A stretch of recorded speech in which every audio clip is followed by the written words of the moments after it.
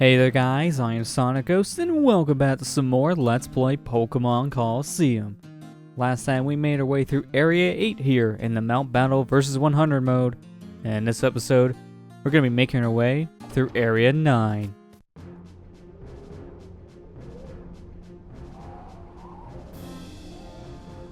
Okay, this guy likes math. Sine, cosine, and tangent. You know, when I was a kid, I didn't understand that. When I graduate, I finally get it. Oh, finally get it. I'm smart now. Too late now because I'm never using it. What kid is going to know what sine, cosine, and tangent are? Yeah, pretty much.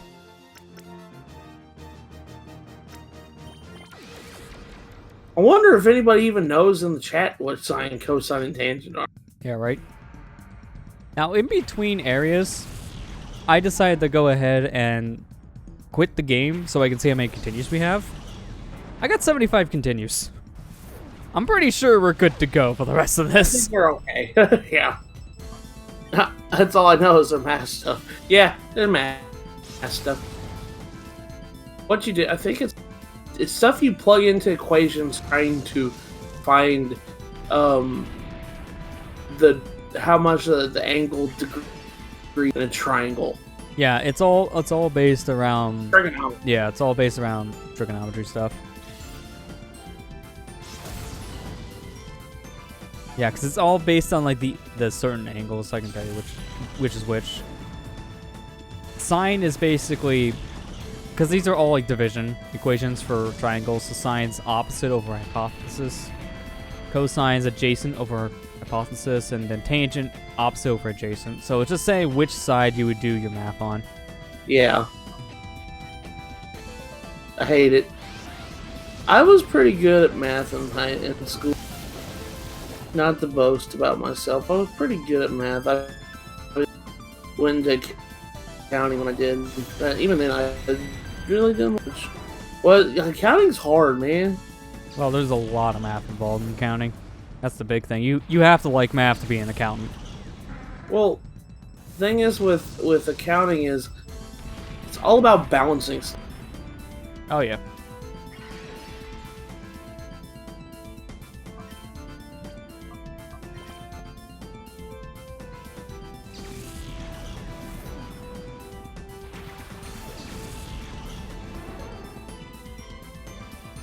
That was a good idea to swap. I'm not surprised when this thing's a water type. That's going to use a water move.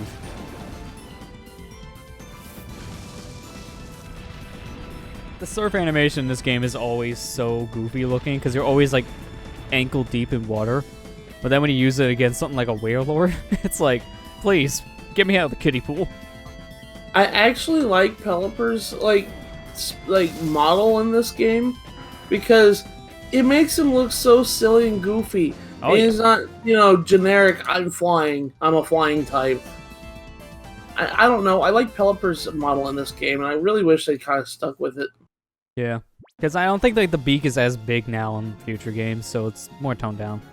They got Pelipper doing generic, I'm a flying type, so I'm flying, Yeah. Animations. But, with Pelipper in this game, he's just down there, he's looking all cute and, like, look, I'm a pelican, I'm cute. And then whenever he gets hit, he covers his eyes with his wings. It's really adorable. I kind of feel like now they basically use that like new pelican-looking Pokemon from Gen 8 as kind of like what it used to be from Gen 3. Yeah. I mean, granted, I know that most of this game took most of their animations for the old Pokemon from Pokemon Stadium. Yeah. That I get, but the models they use for Gen 3 Pokemon, I really like it in this game. Oh yeah, the models they use for the new Pokemon for this are really good. They're very expressive. Very expressive, and they did a really good job. Like Celio here is, well, looks like he's a happy Pokemon because he does bob up and down like that. Oh yeah. Won't be happy for long though. Yeah, it's not happy anymore. Why do planets hate math? Math that gives them square roots. Yeah. Ah.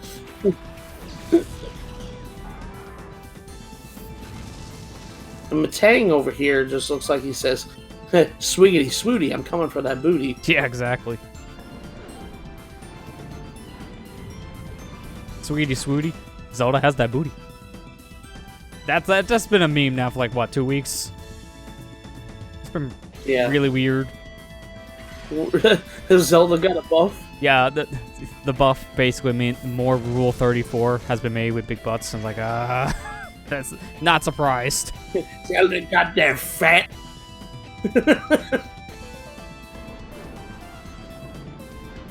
Actually, one thing with Matang's animations I really like, when he gets hit, he's like a UFO and he flies back. He's like with rocket propelled with his arms. Oh yeah, real goofy.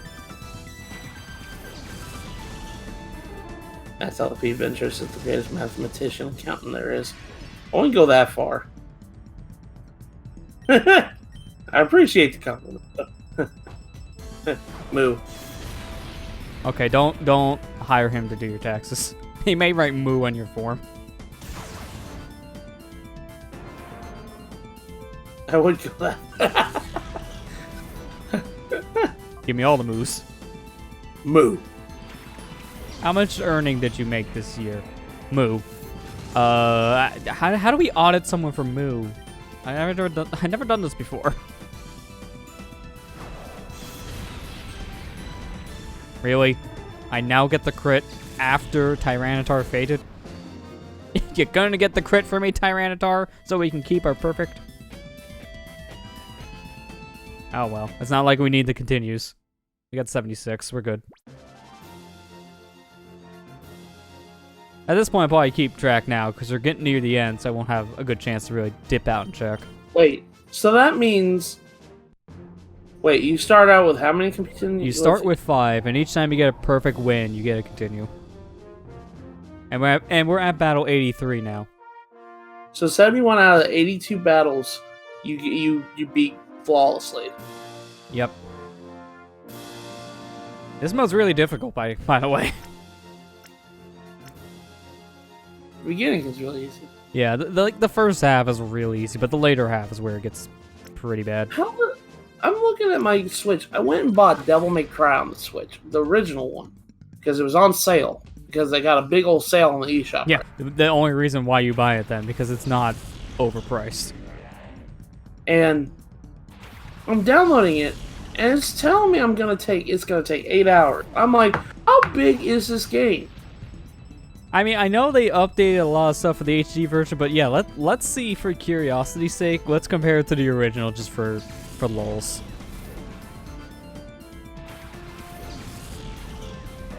I'm gonna look up 9 gigabytes? Are you serious? Let's see. Here we go. I found an ISO file of the original Devil May Cry on PS2. So the original was about 1.5 gigs. That HD version really like bumped up the number.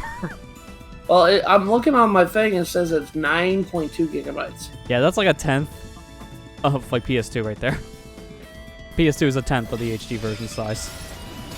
Well, if it makes you feel any better, Okami is 1, and that's also a PS2 game. Yeah, that's true. And that's a big game.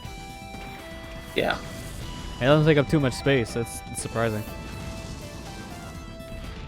There's a recent Call of Duty update that was at least 50 gigs. Yeah. I'm not surprised, but ugh. That's because Activision doesn't know press games. Oh, yeah. I'm sorry. There's no excuse. I see some of those Call of Duty games, and it's like, what, 200 some odd gigs? I'm like, yeah, it's bad. You better be shipping a hard drive. Yeah, please just give me the drive so I can store it in it. I mean, modern games in general are pretty bad. Like, I just got Division 2 the other day because it's like $3. So I'm thinking, why not? Because I got the first one for free. I might as well get the second one if I want to actually get into the series, because it actually has a player base now. I think the first one's player base just shipped it over to 2. Yeah. But to download it, it's like 50 gigs. Like, oh, well, that's going to take like an hour on good internet. But now, like, Kira, that you say that it took you forever to download Pokemon Home the other day, that reminded me I still have to download Home. I've been forgetting to do that. But I just downloaded it. It says on here Home is 700 megabytes. Yeah, like it's gonna be small. I'm not surprised it's less than a gig because it's really just a service that holds data. It's not gonna be a service with a big area to explore, a lot of dialogue and characters. Although it did add a new professor, which is interesting. Professor Grand Oak. Basically, yeah. I did I see that. I was like, oh my god. This is a very interesting team. A lot of rocks. Unfortunately, a good chunk of them know how to levitate. So like, oh, Flygon would be a good one to counter. But then its move wouldn't be good to actually do anything. Because Earthquake wouldn't work. What did it say? It took me like an hour to download home. And most of that error thought it was going to take 8+ hours. It was super weird. And maybe that's what's happening with Devil May Cry here. Because it's telling me it's going to take 9.5 to download. I'm like, why should it take 9.5 hours to download a PS2 type game? I know it's HD, but come on. That's ridiculous. Yeah, it's just very, very long. I gotta go download DMC2. Oh gosh, I say that I'm gonna. Okay, I heard DMC2 is a horrible game. But... Oh no, it's the worst in the series. Even the writers for it, for future games, wrote it out of the story because I just did not care for it at all. It was that bad. Which is saying something when the developers themselves never want to talk about it. Although from what I've heard, apparently, I guess it got put back in canon with DMC 5. It was either with 5 or like the anime or something. I know it got recently added back in, and I know DMC 5 acknowledges it now. Well, yeah, DMC 5 did. I wonder if Capcom's gonna put 4 Special Edition on the Switch. I wouldn't be surprised at one point. They've already ported the trilogy at this point. In a very stupid way, mind you, but they ported it. So, they may as just finish it up with 4 to get all the last-gen games on there. The reason why I asked this is because now the Switch has probably the most definitive edition of DMC 3 that's out there right now. So it's just like, are they gonna put 4 on here? They must really want people on Switch to play Devil May Cry. Yeah. Well, they know the Switch is a big player base, so that's why. And that's also why they separate it into separate releases, because they know it's going to sell more, because people are just going to buy it because Switch, lol. Yeah. Can I just say, I hate people who think that way. Like, oh, it's on the Switch, that means the game's amazing. Switch is the best platform. Guys, no it's not. The Switch is amazing, but it's actually bad hardware nowadays, because it's aging quick. So, you can't just blindly say Switch version, best version all the time. I've seen that as arguments so much. I'm like, no, you are wrong. That's not how technology works. I mean, yeah, you're right. I said that the DMC thing is the most definitive because now they're adding features in there that the other versions don't have. That's why I said that. Oh, yeah. That's a different case, obviously. That does make it the definitive version. For that same reason. I thought you were saying that in response to what I said. I was like, oh. Oh, no, I'm saying it for people who are like, saying, let's say some big third-party releases, say like Mega Man 11. We'll just use that as an example, because I don't know why it's the first one I can think of a third-party. Like, oh yeah, that's the best version of the game. It's perfect. Like, are you kidding me? No. It's not. It's jaggy. It's jaggy on the Switch compared to every other version, which is clean-looking. So for one, no, it does have performance issues. But people blindly will say a game is the best running on the Switch because it's the Switch. I'm curious how Doom Eternal's going to do. If I hear people say it runs the best on the Switch, I'm just going to slap them in the face because no, it doesn't. Doom 2016 runs like crap on the Switch, but it runs on the Switch. I think, hey, I'm a defender of it. I say it's playable and it's not. Oh, it's much better now. When it first launched, it was bad. Because the performance was like 20 frames in most areas. Now it's a pretty constant 30. So now it's actually pretty good. I'm gonna be honest, Lesser. When I hear people say it's horrendous and unplayable, and I play it and it's fine, I think people are just exaggerating it a little bit. Well, I'm not saying Doom was unplayable. I'm just saying it was kind of hard to play in certain sections. Because the thing is, I'm not saying because frame rate matters for smoothness, I'm saying for input delay. If a game is constantly dropping frames in a lot of sections, and dropping down to like half of its internal frame rate, then it already makes input delay worse. But then when you have slowdown in a section like that, so if your 60 frame game is capped to 30, you have half of the time to respawn, which means input delay is worse. But then when that also drops down to 20 frames, then it gets even worse. That's pretty much what I mean. I don't care about the smoothness, I care about the responsiveness. I would play Doom on the Switch at this point. I would, definitely, because it actually is a good version of what I've seen. I just know when it launched, had a lot of weird issues. It has gyro aiming. That's something that the other versions don't have.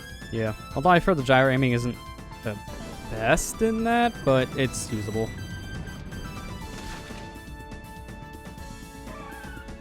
I get it. That's the thing. And this is just the type of game. You and me are very different on this talk, Lester, and that's fine. I mean, you have your opinion. I have mine. It's also mainly because I grew up on mostly 60 frame gaming. And it's just like half the time when somebody tells me that a game is unplayable and I play it and it's fine, I just have to ask if I think they're just exaggerating just a little bit. I said, if it's okay, then I don't understand why you're bitching. It depends on the person, because everyone's different about that kind of stuff. Everyone's different when it comes to input delay and how they handle it. Because I will say for some games, it's actually very crucial. Like, a good example I'm going to bring up is Hat in Time on the Switch, because of how much I played it on PC. Playing it on the Switch is really hard, because the game runs in, like, 20 frames. A lot of areas, it is really bad with slowdown. I did see your draw distance thing. Yeah, well, that's also a big issue when it comes to graphics. You can kind of ignore that, but, ooh, it's like a PowerPoint. I always loved that move, Sky Uppercut. It's such a cool sounding move. Oh, yeah. I gotta go eat dinner. I'll be back soon. Okay, Ethan. We'll be here still. Oh, yeah, there's still more to go. But yeah, I know it's always subjective when it comes to frame rate thing. It's mainly because of each person. It's different when it comes to input delay. Like, some people have to play on, like, 144 hertz monitors with, like, a 1 millisecond input delay on their computer screen because they just can't do anything else. It is impossible for them to play. But then other people, like, I'm just sitting here with this 60 hertz TV from 2007 that has, like, 2 seconds of input delay, and I'm fine. Like, everyone's different. Yeah, you're right. And but one thing that irritates me is when people say that, like, what they're used to as definitive proof that is unplayable. And I just say, that I'm like, maybe for you, but not for everybody else, so don't talk about everybody else. Oh, yeah. Again, it's always subjective, so if you think it's that, it doesn't mean it is for everyone. Some cases are true when it comes to that, but it's more on a technical side, and the people you trust who say that are the ones who can actually break it down. Well, because my idea of unplayable is if the game is literally struggling to move, like it's a PowerPoint, like an actual PowerPoint presentation. Oh yeah. That's what means to when I say here unplayable. When it's running literally 2 frames a second. A good example I can think of is any of the Smash Brothers online modes where you're connecting with someone with a really bad ping. So the game takes about a second for your inputs to actually be read. That is actually unplayable, because you can't move and react in time. The game that comes up to mind for me about that is that Ark survival game on Switch. That's unplayable. Oh yeah, I heard that the Ark port on Switch was so terrible. That's unplayable from what I heard. What I've seen. Yeah, that's bad. But other things like Doom 16, they did a really good job with that port. Oh, and it's impressive they got the game to run on the Switch, because the Switch is weaker than both the PS4 and the Xbox One. Oh, I even played The Witcher 3 a little bit on Switch. I got it for Christmas. And I'm surprised that they got that to run on it. And it's really good. I mean, it looks terrible if you're playing it on TV, but if you're playing on that, like, 7-inch screen, it looks good from what I've seen. And that's where my benefit was, is I was actually on hand. Yeah. That's pretty much my only way I'm playing Hat in Time, because I played it for a few minutes on TV. It's like, oh yeah, this looks like crap when I compare it to my PC version, because I can max out the settings on that version, and I can have 1080p, 60 frames, it looks so sharp and fluid. Then you get the Switch, was like, yeah, that grass looks like it's from Ocarina of Time. And the frame rate's so choppy. Go to the portable screen. I don't know these flaws.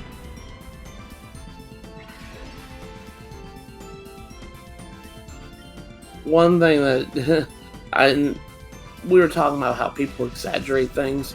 I think the biggest exaggeration that's overused a lot nowadays is when people say, well, that looks like a PS2 game, when it really doesn't look like a PS2 game. Yeah. Because I'm like sitting there, I'm like, have you actually seen what a PS2 game looks like? Yeah, pretty much. And I said, like, my biggest example of this is, you remember that Need for Speed game that was announced at the Game Awards? And everybody said, that looks like a PS2 game. I said, no, that looks like a PS3 game. Yeah, I was gonna say, it looks like a 360 game. I've heard more people say that than PS2. It does not look like a PS2 game. You're exaggerating just a bit. Oh, yeah. It looks horrible, but it's not 6th gen level bad. It's not that. Like, when you say something like that, yeah, that makes no sense. When you say Pokemon Sword and Shield has Ocarina of Time trees, okay, then I understand a little bit more, because those things are a little weird. Very low. Well, I understand why they colored it differently. I know they look bad, but I think that was just design choice, because those trees in particular are the ones you shake for berries. They tried to make them stand out. Yeah, hence why they look a little weird. But, yeah, they don't look like Ocarina of Time trees. It's just, I think they were trying to make those trees special, because it's like, hey, those are the berry trees you can shake. I mean, it's a joke for that reason, yeah.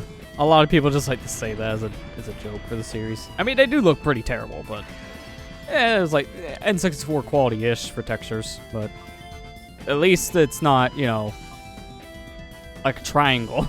Then it's definitely like an Ocarina of Time tree. I thought everybody was wait, Kara, are you serious about that?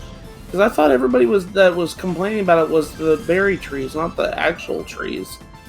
It's been a while since I played, so I can't remember how the trees look in comparison. I know, like, the standard trees look like Ocarina trees. Like, they're very low res and look like from a 90s game in comparison to modern age gaming. Oh, honestly, this Pokemon Company, I mean, granted, if we take Let's Go out of the equation, this Pokemon Company's first attempt at an HD game. Well, it's not just that, but it's also a different team working on it, because every time there's a new game, there's always a different team working on it, because apparently they can't have consistency in the Game Freak offers. Yeah, that's true. So there's a number of things, reason why it looks the way it does. It's not just that, but besides the Pokemon designs, ever since they made the jump to 3D, graphically, Pokemon has never really looked that great, because texture-wise and such, like, the games have always been kind of muddy, because they focus so much on the Pokemon designs themselves. They want to make sure the Pokemon models have detail. So because of that, a lot of other stuff kind of gets the shaft. That's why so many people joke when Sword and Shield were coming out that, like, your friend, rival trainer, basically have one-to-one animations from, like, Gen 7's rival trainer, but it's like, you know, because they don't focus on people. That's kind of why. Yeah. You know, the whole animation thing is another issue. It's like, well, you know, they're using the same animation. I'm like, you got over 1,000 years in the damn game to animate. Well, actually, not in this game. They had 400.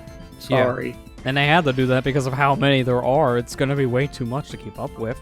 The game already has some weird performance issues when you go online, so it's struggling to run already on the system. That's still a lot more, you know, the most modernized JRPG that literally take...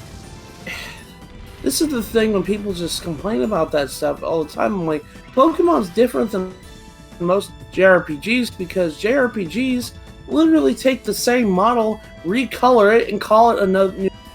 Oh, yeah. Pokemon doesn't do that. Like, Dragon Quest, Final Fantasy, Tales of, you know, all the big name JRPG are guilty of this. Of recalling enemies and calling them stronger variants of it. Golden Sun's even guilty of this. Yeah, Pokemon's one of the more unique ones when it comes to creatures, because it doesn't do any duplications that badly. Minus shiny Pokemon here. Yeah, well that one makes sense, because that's a special case thing. Oh, I'm dead. I'm dead. Between Sandstorm and Poison, my Feraligatr is not living through that. Did you lose? Oh no, that was my first down. So. Oh, that was your first. Okay, I was like, wait. Yeah, I'm good to go here. I'm just worried about the Tentacruel because the other two things I have in my party are kind of weak to it. So that's a little scary. Hell, I was watching Amber play Kingdom Hearts 3, and even Kingdom Hearts 3 is guilty of that. Oh yeah, Kingdom Hearts has like the same kind of designs for a lot of their creatures. I noticed that when I played Kingdom Hearts 1. There's some recolors in a lot of areas. Yeah, just, it's like all modern JRPG are guilty of this trope when they make their games. Is they just reuse enemies, give them a bigger and call them a new enemy. I'm just like, well, that's one, and I get it. People's like, well, you shouldn't be defending that. It's like, what talk about? It's over 400 different types of models. Yeah, like what do you expect? That takes up a lot of dev time.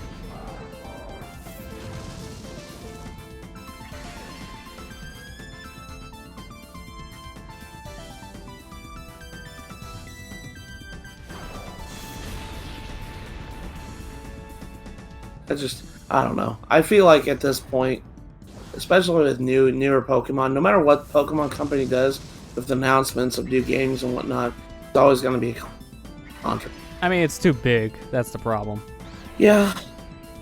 Like, when something is big, then it gets a very vocal fan base, and ones that want things their way, which doesn't match up with what the company will do. So it will just basically always be a riot at this point, because of how many fans there are. I think it's an identity thing. Pokemon solidified its identity.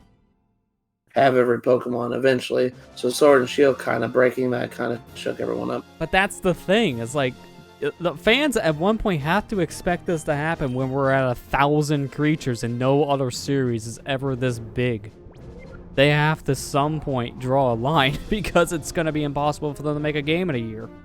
They only have about a year or two for a turnaround, so they can't put 1,000 creatures in, make their game run smoothly, and have a lot of content. That's why so many games are so similar in structure. And I mean, I'll even use another game or game series that is similar to Pokemon. Okay, let's look at Digimon. Oh yeah, this is the most infamous example, actually. How many creatures of Digimon are there? Over 1,000. There's like, I think last I checked, there's like 2,500-ish creatures in Digimon. Yeah, there's a lot. The Digimon games don't use all of them. The Digimon game use what? 100 or 200 maybe at most? Are you talking about which game? Like let's use the Cyber Sleuth games. 500. They used 500? Yeah. And how many of those were just the same Digimon, different color and a different name? Maybe like 5 or 6 of them. 5 or 6? Yeah. Are you serious? That much? Because they actually use different. Well, I know, speaking ideally, in the games themselves, there's over like 2,000 some odd, but they never use all of them. Well, here, let's go ahead and see in general, because I'm going to put Cyber Sleuth in there, since that's probably one of the better examples. We'll just use the 2015 game as the example here, and just compare it to like what the whole series has. So, Cyber Sleuth has 240 Digimon in total. Meanwhile, the entire series as a whole has 1,400 creatures.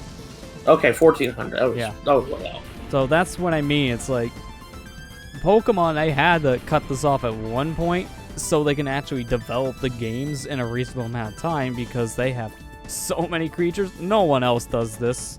No one else crams every creature they made into a game because it's just going to take too much time. That's so many models to make. I mean, and like I said, Digimon's got that big problem too. I mentioned earlier. A lot of their creatures are just the same creature, different color. Yeah. And there's 1,400. And the 2015 game, Cyber Sleuth, only used 240, so that's saying something. They couldn't even use a lot of the recolors because it'd still be too much time. Because even the recolors have a different model. I mean, prime example is like War Greymon. And then what's the other one? Black War Greymon. Just Black War Greymon. It's just like... eek. But, I mean... I want to know how many yokai watch, because I know... Oh gosh, that's another thing. It's like... Don't even get started on I that. think Yokai Watch has like 400-ish? I don't know. I can't. Let me go look. I'm gonna stop spreading misinformation.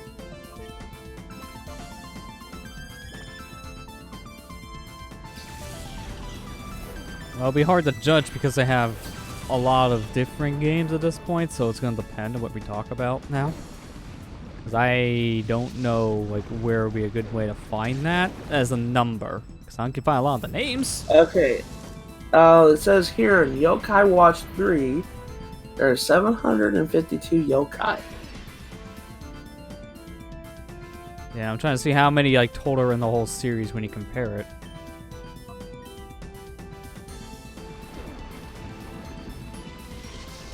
Because I know it's basically like another kind of Pokemon in a way.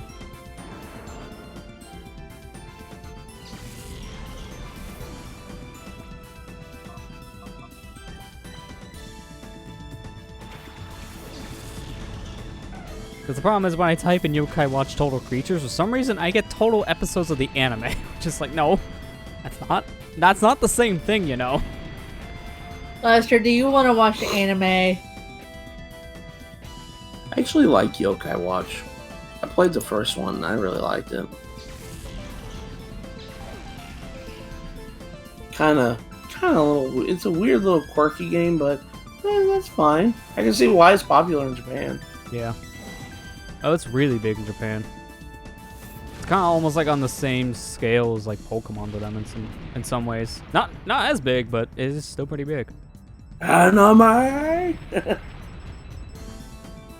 Lester's gonna do what Scott the Laws did in Laws. I'm not gonna fight something and then bleed to death and say, what was that? That still was really amazing.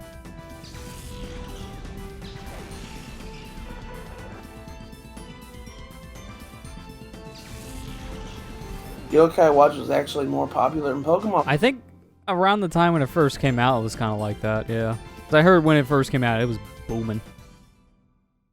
Yeah, but I mean, I don't know if it's maintained its popularity over in Japan as much. It still is pretty popular. I don't know if it's like as big as it used to be, but it's still very popular over there.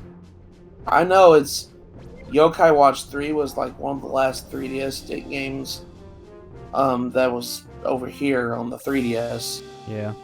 Well, I think that at last like a big name game, I think it was like what? Like Persona Q2 or something like that. It was some Persona game.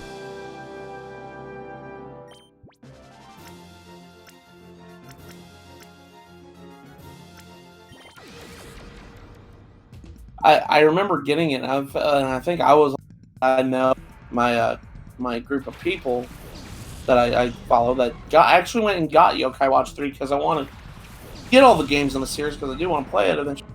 It was funny because I remember taking a picture on Twitter of Yokai Watch 3. It's like, hey, it came in. And I got a comment on that picture on Twitter. Somebody has to say, can you take a picture of the back?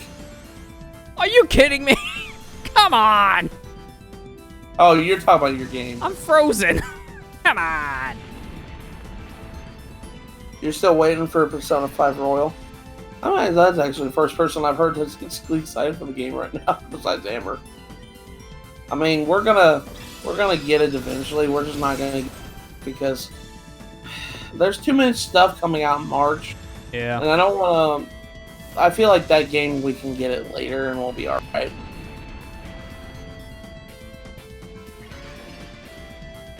I feel like the biggest thing and the problem, because I heard that Sega actually came out and said that Persona 5 Royal underperformed really bad. Of course. It's a full-price DLC pack. That's basically what it is. It's literally the same game with just extras. It's Ultra Sun and Ultra Moon again. Yeah. And that game was, I don't think as good selling in comparison to, like, standard Sun and Moon. Yeah, nice death animation. I'm still T-posing. Oh, that was the worst. Couldn't even do anything in that fight. That is gonna be a rough one. And yeah, that's the thing. Persona 5 is easily one of the best on PS4, in my opinion.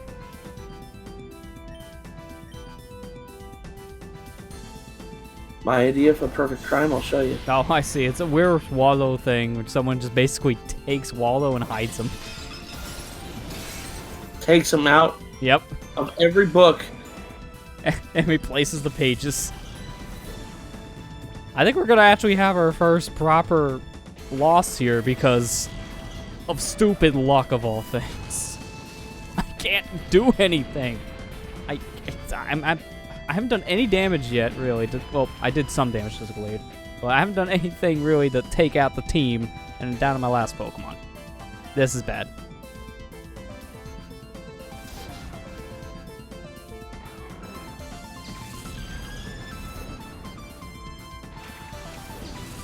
Is this at a library? That was a used bookstore. Lane Persona 5 is not allowed people to take screenshots, though. Yeah, because Sega was weird about how they wanted people to share that stuff. They basically didn't want anything to be shared. It was at a time when the game first came out, and they're like, "Well, no, we don't own the game." Well, I'm just like, it came out 3 years ago. Just update it to let them have that. Was it Atlas? I thought it was Sega who was like super strict about it too, not just Atlas. Atlas, I'm sorry. Because I know Sega helped publish it.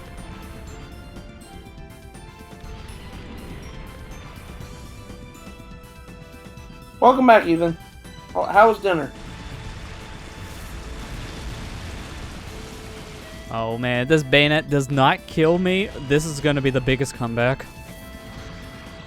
Oh, I think we did it. Ow. I just need my Feraligatr to do enough damage, and then we somehow win. After the stupid first move, frozen bullcrap. How did I bring that back? Don't question it, just take it. Can I just throw this guy off the mountain, please? I don't like Reben. Reben, you're stupid. Of course, you gotta have that good luck with freezing. It's so rare you ever see Ice Beam freeze. First hit with Ice Beam, frozen. Yep, this is the CPU for you. This is the best example. We take those. Yeah, that's pretty much how it is at this point. Just get me the heck away from him. Oh my gosh. We got 11 battles left. We can do it. We can do it. Now, you see, that's a team I know what to use. Minus the one Pokemon that has ground on its side. But besides that, the rest of this is pretty obvious. I'm going to be honest, Iceberg. They were scaring me in that game. They were behind, like, what, 10 points? And we're in the fourth quarter, and we're like, I don't think they're going to win. I said, I really hope they win. And then they came back and won. I was like, yeah, that's how we roll. Actually, not only that, they ended up outscoring them 10 points. So they did even better than that. We're on battle 89. Yeah. Yeah, this is 89. Gorbis. Man, this is a Pokemon I don't get to see very often. Yeah, not many people use Gorbis. Well, it's just... in 3rd gen, it's so hard to get Gorbis and Huntail. Yeah, they're so awkward to get. To be fair, any Pokemon you had to get would die was just kind of annoying. No, it's not even that. It's even worse than that. Oh, yeah. You have to get a Clamperl, and then you have to get a Deep Sea Tooth or Deep Sea Scale from the guy that you trade the scanner for when you do the wreck ship mission. Yeah. On the side quest. And you get that, and then you have to trade the Clamperl holding the item. It's a Pokemon we don't get to see very often because there's a lot of requirements to get it to it. Yeah. Yeah, also Relicanth was also hard to find, which sucked because Relicanth was required if you wanted the Regis. You needed one of those in your party to activate the Regis.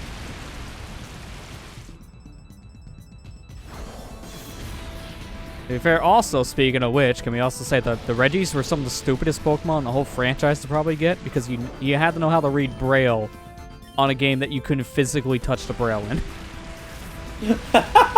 Now that you say that, What was Game Freak thinking? I'm going to be honest with you. I had a guidebook for Ruby and Sapphire, and it, a lot of people complain about that quest, but I actually found it fun to learn something I never learned. I mean, I had a guide for Emerald that pretty much told me how to do that, which I'm glad, because I don't know how else I would have figured out how to read Braille back then. Something like that is just stupid to learn on your own, because Braille is a physical language. You have to interact with those pieces of Braille to actually know what it says. So to know the dots is just kind of stupid and complicated. Trade evolutions are just pain in the butt to use in general. Yeah, you're right. Oh, yeah. Especially if you don't have friends to trade with. Then it makes it even more complicated. Oh gosh, Lester, you might actually lose this. Yeah, I'm afraid as well. Because Starmie's really fast, has highest special attack, and yeah. Yeah, and I'm a Tyranitar where I'm going to be very weak against water. So, Unless you pull off the crunch, you're able to pull off the crunch. well, I'm not going first, obviously, so I gotta just hope I survive. That's the problem. There we go. Now it's just depending on how much damage do I do. Is Dark based on special or attack on third? I don't know what Crunch is based off of. It doesn't matter if we win. That's 2 in a row. That got really scary.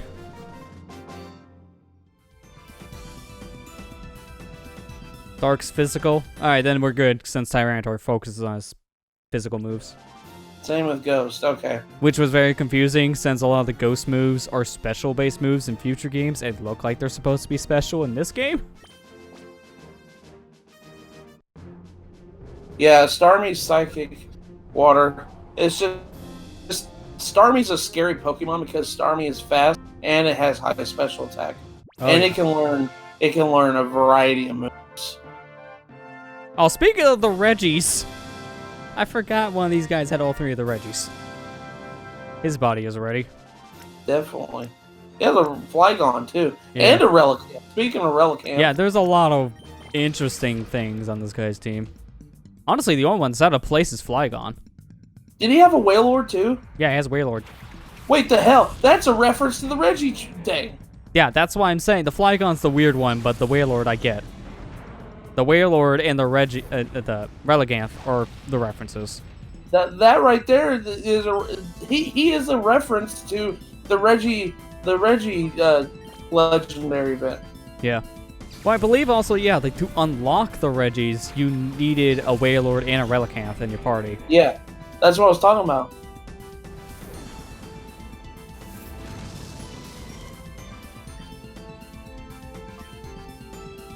Ah, I'm actually faster than this Flygon, which in my case was a bad thing.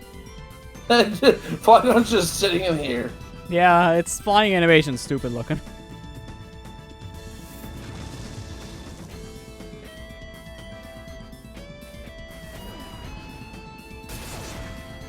That was a good time to get a crit. Oh, I guess you're right. Flygon can learn Fly, Rock Smash, and Strength. Oh yeah, that's right, because you need Rock Smash for one of the things for the Reggies as well. You also need Strength. Yeah. Alright, so I guess that makes more sense. This guy basically just has to... Here's how you get the Reggie team. I will say that lighting for Regirock in this game is very interesting looking. Because on one hand it looks really good, and on the other hand it also looks like clay. Yeah. Which is very interesting. It also kind of makes sense for a rock. Iron Defense. Superpower. Yeah, I expect that. Every one of these Reggies, I think, has superpower. That was, like, their big move.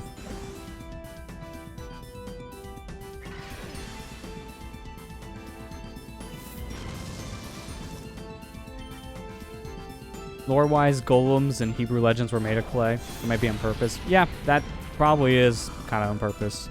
I know that's kind of why Regirock can look like he's made out of clay, in terms of, like, his build.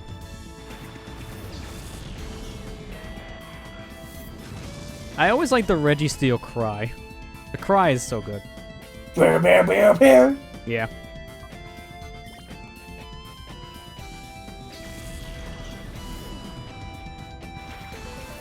Also, Wailord and Relicanth specific spots in your party in order to unlock the Reggies. Yeah, I think it's like Wailord had to be in like your first spot and Relicanth had to be in your final one. It was like a weird, complicated thing. You have to know how to read Braille to interact with certain things, step on certain tiles, use certain items, have certain Pokemon in certain spots. It was really cryptic. Like, without a guide, trying to figure all that out on your own is so hard. I get it is cryptic, and I agree with everybody. But like I said, when I was a kid and I had a guidebook that taught me Braille, I always thought it was cool that you had to know. It felt like it was like a secret coded message in the game. You have to figure it out. I mean, I think that's what they tried to do, but they used Braille for it, so it kind of failed horribly. Yeah, our secret message is the one for the blind people. Good luck figuring that one out. Like, come on. Oh, yeah. Remember when Registeel had the inappropriate pose in the Japanese release done in Platinum? They had to change it for the international release? Yeah, I remember originally when they released the 4th Gen games, it was a little controversial. But now that we made our way through Area 9, I'm going to go ahead and end the episode here. Next time on Let's Play Pokemon Colosseum's Mount Battle vs. 100 mode, we'll be entering in our final area here in Mount Battle Area 10. I'll see you guys next time.